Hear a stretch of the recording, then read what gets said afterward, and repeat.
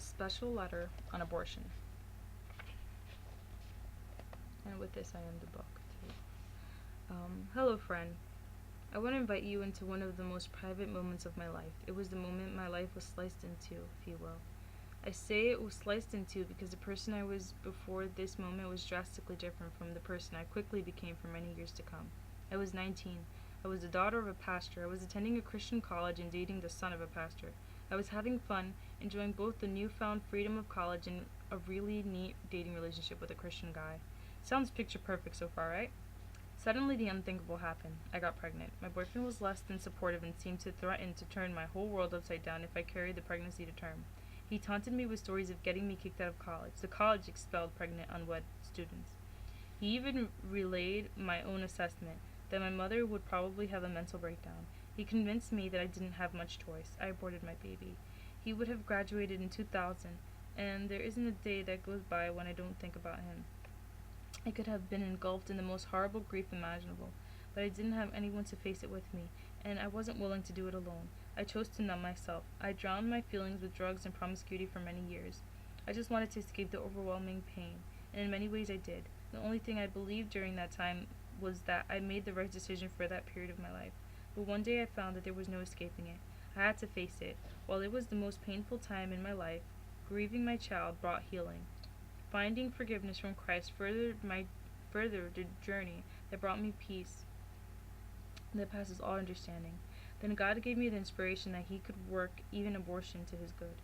The world can debate abortion all it wants, but the fact remains that there is pain. I am so much happier now than I was when I was in denial and had convinced myself that I only aborted a blob of tissue. I am very loved by a wonderful husband, and I find tremendous fulfillment in productive, successful career helping other women heal from abortion. The Lord has allowed me to rescue a few children who would have been aborted had their mothers not heard my testimony. What do I tell these women? What do I see working as they seek to heal? First, I tell them that they are not alone. The Alan Guttmacher Institute, the research arm of Planned Parenthood, the world's largest abortion provider, recently stated that at the current rate, 43% of women will have at least one abortion by the time they are 45 years old. And you might find this surprising, but women in the church are not immune. Imagine that 43% of all women are post-abortive. They sit in your congregations, work in your schools, climb corporate ladders to success, and exist in every part of society. Despite those statistics, abortion is rarely discussed by those who have chosen it. Second, I would have to say that a good step toward healing can start with confession. Oh, I had confessed it before God, but confessing it to a loving, godly adult through sharing my testimony was a major step in my journey to healing. James 5:16 says, "Confess your sins to each other, so that you may be healed."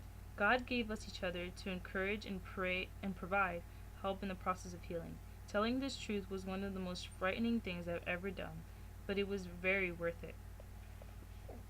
I tell people to just make sure this person is one that they can trust. I hope that you can't really identify with my story. I hope that you aren't hiding from the pain of abortion. I hope you can't feel the overwhelming grief. But if you can, let me encourage you to tell an older, wiser, and very godly woman. If you don't feel you can talk to your mom about it right now, find a local crisis pregnancy center to talk to one of their counselors. They can be found in the abortion alternative section of your yellow pages. I know that sounds tough, but it will be very worth it. Speaking as someone who knows what premarital sex cost me, I can say that the best way to avoid pain is to remain abstinent until marriage. Your heart is very precious and should be saved for the perfect man. One of my greatest regrets is that I couldn't share my innocence with my husband. Regardless of that fact, the sky doesn't fall. When you go a little bit further with your boyfriend than you would have liked, there are major consequences to your future. The boy who truly loves you will wait for you for marriage. My prayer for you, if you have experienced abortion, is that you would join me in my journey.